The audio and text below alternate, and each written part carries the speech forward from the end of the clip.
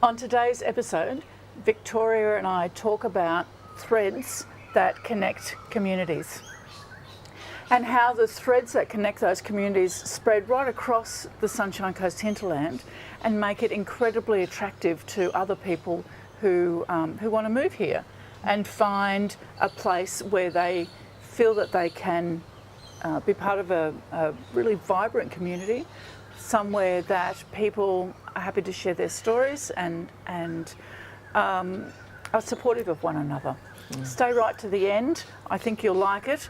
And there's a bit of lawnmower noise. Just ignore that. And we have a lot of fun. Please watch.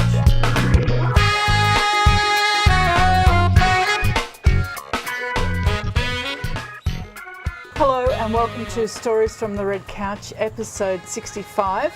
I'm Robin Cook and today my guest is Victoria McGuin. Hi Victoria. Hi Robin. How are you? I'm all right. How are you doing? Yeah, fabulous. Thank you for joining me. My pleasure.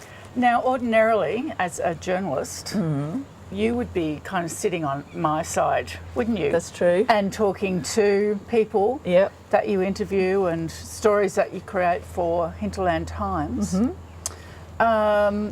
Do you often have the opportunity to tell your story?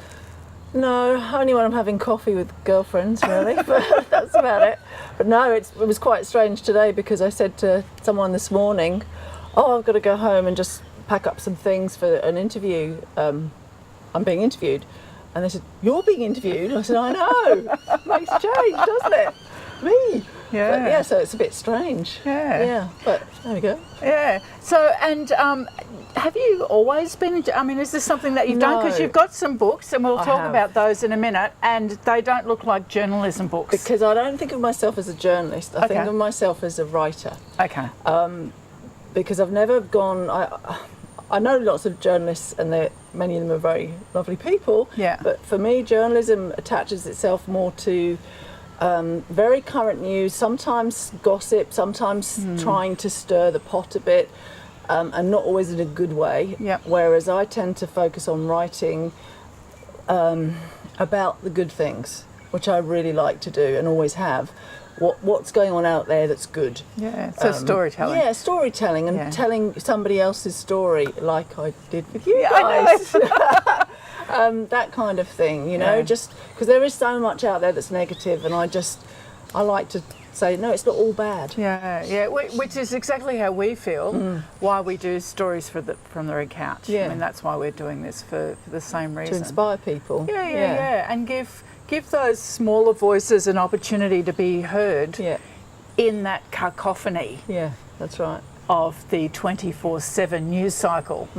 It's massive, isn't it? It is huge. Yeah. I try not to switch into it too much because I find it can be quite depressing. It can be. Yeah. Now, you come here from London? England? London, yep. A place called Twickenham that some people know because there's a rugby ground there. Oh, okay. But it's sort of on the edge of London. It's a really lovely spot. Big, beautiful stretch of the River Thames. Lots of nice old pubs, a few old castles and buildings. It's lovely. And so you went from there to here. Sunshine Coast hinterland. Yeah, totally different. How did that work? How did you do that? Well, my husband is Australian, and we met in London through a mutual friend who'd actually lived with him in Sydney, house shared with him, and then my husband was in London doing some art and working, and she had a birthday and said, "Oh, come along," and we both came from opposite ends of London, met at this pub, started talking, and bang, just hit it off and talked to each other all night, ignored everybody else, were very rude. And then we just started to go out on dates, and within about 6 months he's turned around to me and said, "I need you to know that I have to go back to Australia because I miss the big sky, I miss the light, and I cannot live in England for too much longer because it's so grey and it's depressing me." And I said, "Okay." He said, "So you have to seriously think about whether you can do that." Yeah. Oh, and I thought about it, and I thought, I've lived here all my life, and although I've travelled, I've always lived here, and I love it, but why not? Let's just do something different. So I said, okay. That was it. That's fantastic. And we didn't go straight away. We stayed. We had 2 children, and then we decided when they were very young, we needed to get here because Damien's parents were both kind of needing to see them and have time with them. Of course. So we moved to Caloundra. So I stepped off a plane and went straight into this beautiful apartment in Kings Beach, looking out at the ocean from my little I was in a studio flat, and then I was in this tiny flat as well with a shared garden, and then I went to this massive place looking out at the ocean. I couldn't believe it. Yeah. It really is a big sky, isn't it? It was huge.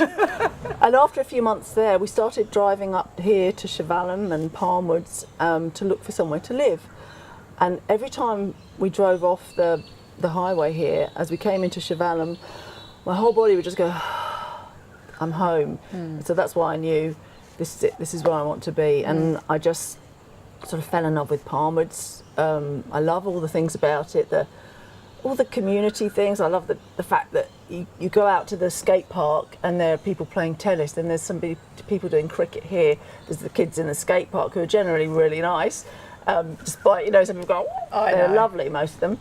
And then people swimming, and there's stuff going on all around you.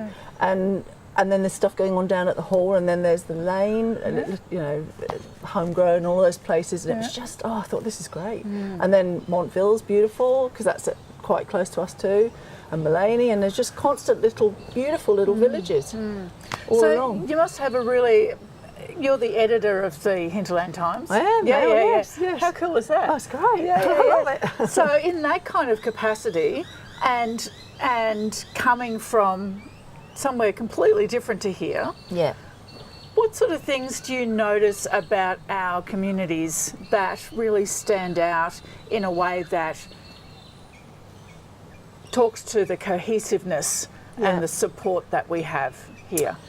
I think through working with the paper, the sense I get whenever I meet people or go anywhere is, although it's a huge area, there does seem to be this thread running through it of people connecting.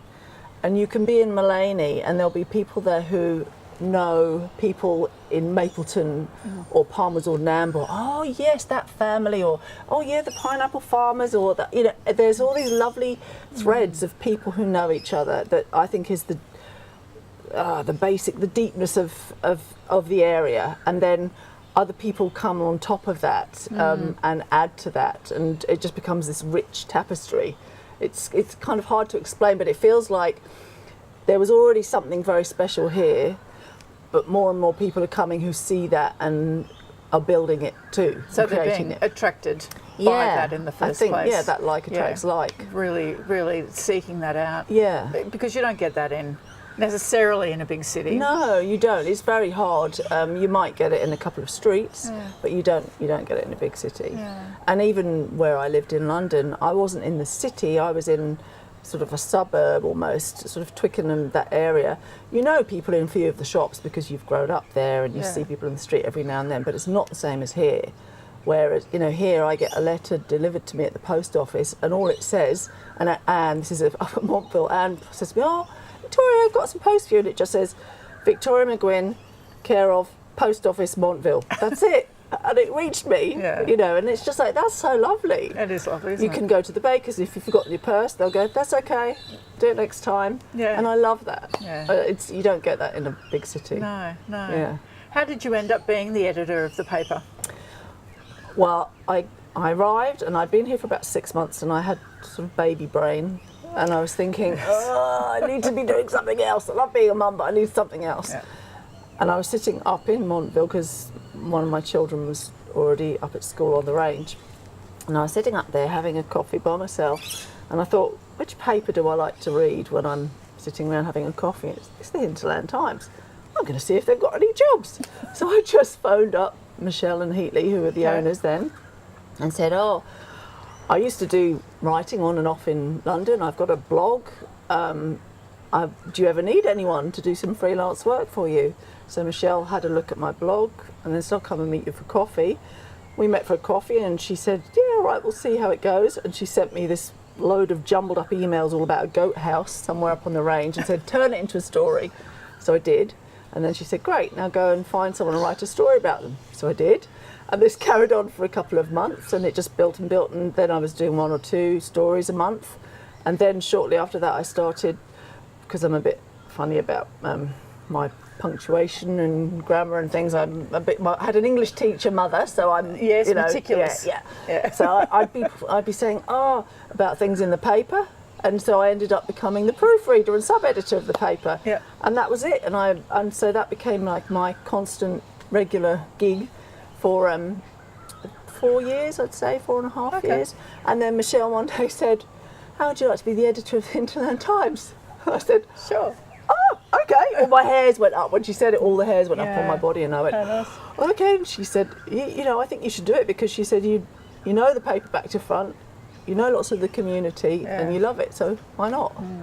And she helped me. The first few months she was in the background when I was going, what do I do now? So what is involved? What do you do when you're the editor? Well, you obviously, sometimes you can write features, but if you don't, which I like to do, but I don't always have time now, which is sometimes a shame. But you choose the features, and the writers come to you with their ideas. You say, "Yep, great, go for it."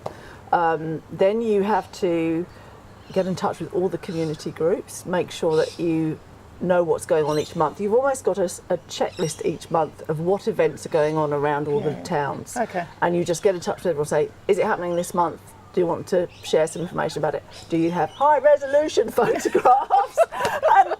and it's just, a lot of it's chasing, actually. Yeah, okay. A lot of it is chasing, and sometimes it can get stressful because you get near a deadline and deadlines, people aren't getting things back to you, and you think, but it always comes in. And Karen, who's my right hand, or I'm her left, whatever, she does the advertising. She and I always get towards the end of the month, and we always say to each other, "It's okay. We always do it. We always feel like this, but we always do it. It's okay." God. Yeah, but it's fun. Yeah. We love it. And is that how you've always lived your life? Because I get an idea and I think, I might like to do that, and off I go and do it. Is that something that's been in your experience too? Yeah, I do that, but I've found that I've kind of had lots of happy accidents in a way. Tell me about them. Well, because when I was younger, growing up, I always liked writing and enjoyed all that, but I really thought first of all, I was going to be a dancer, and then I was too tall to be a dancer, and then I was going to do music because I played violin and other things, but I thought, I'm not good enough. I'm okay if I can do a bit, but I'm not really that good.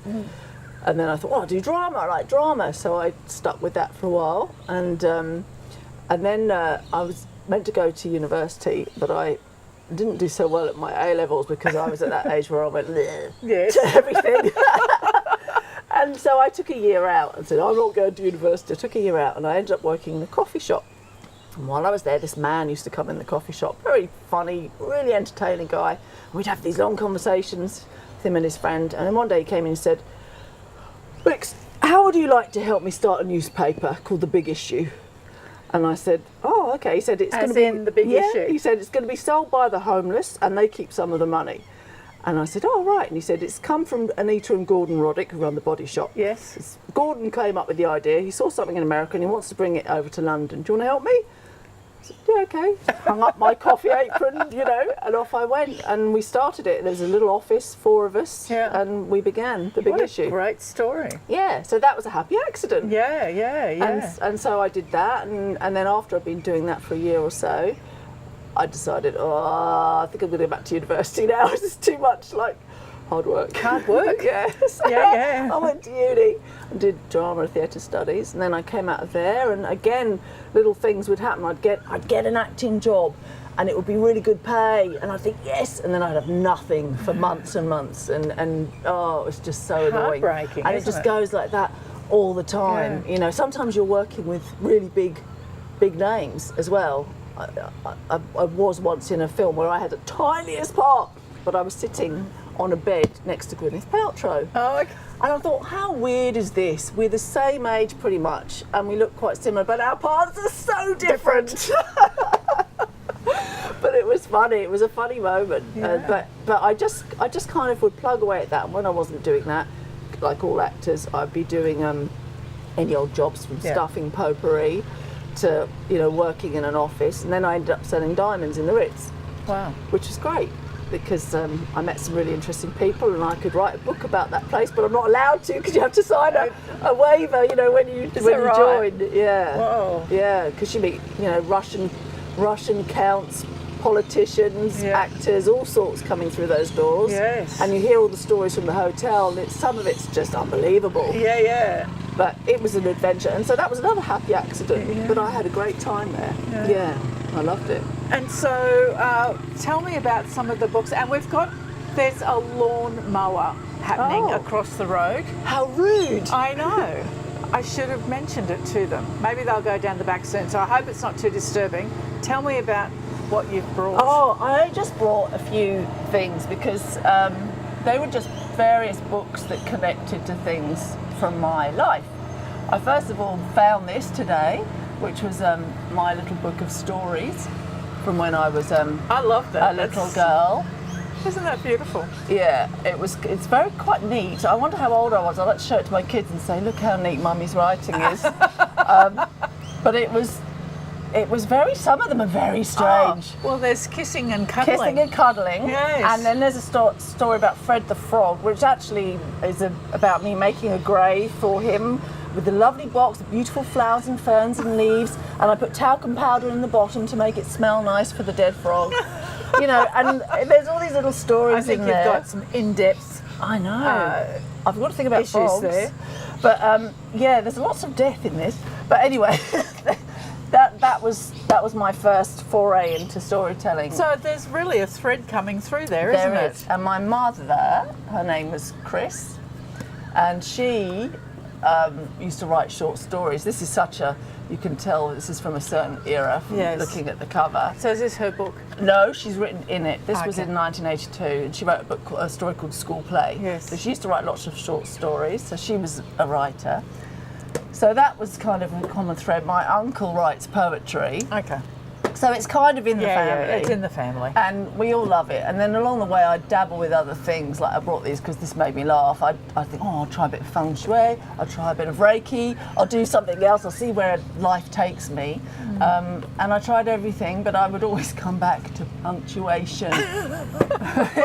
It's true. Yeah. And my friends here all laugh and joke with me because when they write me text messages, if they put something wrong, they quickly asterisk it and put the right word. But it's a nice joke, you know. So that's fun. Yeah, so that's nice. I mean, you can It kind of kept go coming through back. your life, don't you, doing all sorts of different things. Yeah. And then you're coming back to something that is comfortable. Yeah. It's in your family. Yeah. And it took me a really long time to work that out. But I'm happy that it took me a long time because I got to experience so much All and of the other experiment things. and meet so many weird and wonderful people. So yeah, but it was when I was looking at these books for you today, and I was thinking, oh gosh, it's when you do that you really work out, oh yeah, that's where it was supposed to be in the first place. That's right. You Now, know? you've also brought a photo. From my acting days, my Yeah. early acting days. And I rather like this because it's got an actor in it that we rather like. Apart from me, you mean? Apart from you, Victoria. It's all right. Yeah, and so that's a very young Martin Freeman. It is, yeah. That's amazing. So tell me about the play that you were, because you're just looking very serious. Yeah, I played Miss Amelia Evans from the Deep South, and she was a tough cookie. And I learnt my accent from her by listening to Lucy Ewing. Do you remember the Ewings from Dallas? Yeah. I would listen to Lucy Ewing for hours to get that accent Wow. to become Miss Yes. Amelia Evans. And Martin was my love interest in the play. But we were good friends for years. Yeah. And this is Giles, who was also in the play as well. Yes. And and then obviously now Martin's gone on and had a stellar career and is having a stellar career, and it's wonderful to see. But yeah, that was how we all began, really, with a youth theatre group in Teddington. Yes. So it's lovely to bring all of those elements together in that storytelling capacity. So it kind of comes back to what you're doing now. Yeah. When you've had experiences and I think so. and you are actually experienced in storytelling through acting and But music. I think also through working, because I've had so many different jobs, which I've liked, I find that really useful when I meet people, because I can quite often understand Yes. what they're talking about or where they're coming from, because Yes. I've done really quite hard stuff and quite menial stuff, Yep. and then I've also done things that are really challenging, and then I've also done the office work, and I've been out, it's like, yes, I can relate a little bit, not fully, but a little bit, to a lot of people's Sure. sort of backgrounds in some sense. Yeah. But not farmers, because I never did farming. But you do like to eat their food. I do love to eat their food. Yeah. And it's an amazing place for food Yeah, here it on the is. Sunshine Oh Coast, God, isn't it? yeah, amazing. So yeah, that's really my background, I suppose, and how I got to this place, and now I also have, because I do the Hinterland Times, but I also have my own little business called Word for Word. Oh, okay. And with them, I basically do proofreading and sub-editing and writing for people. So that's quite a nice little sideline. Sometimes I have to do things like proofread council documents, which isn't so thrilling, but it's still, it's all part of the big mix. Of course it is. So I'm happy. Yeah. That's good. So you come here, you make a life for yourself, you find some work, and is that it? You're going to stay, or are you you're not going? I'm not planning on going anywhere. And some people say, oh, you should maybe go and work for this magazine or this, or and I just look at them and say, I don't want to. I'm happy. Yeah. I'm living where I want to live. I'm working in a job that I love. I get to meet all these amazing people locally and hear these stories of people's histories and their lives. Why do I want to go and work for a magazine in the city or something? It just, maybe if I was 20 years younger, it might be something I'd like to do. But, Sure, not now. Not now. Yeah. I really, really love the Hinterland Times and what it's about for me. Yeah, It's that's great. interesting. It's a gift. It is. Yeah. Thank you, Victoria. That's right. I've waffled on, I'm sorry. No, it's just really nice to hear why people are here, why they live here on the coast, and what you do, it's because a fabulous place. we've all got our own little stories, haven't we? Yeah, we have. And you get the very nice job of telling some of them. I do. Well done. All right. Thank you for sharing me on Yes. the couch. It was fabulous. All right. Thank you for watching. Watch us next week. We'll be back, and have a great week. We'll see you then.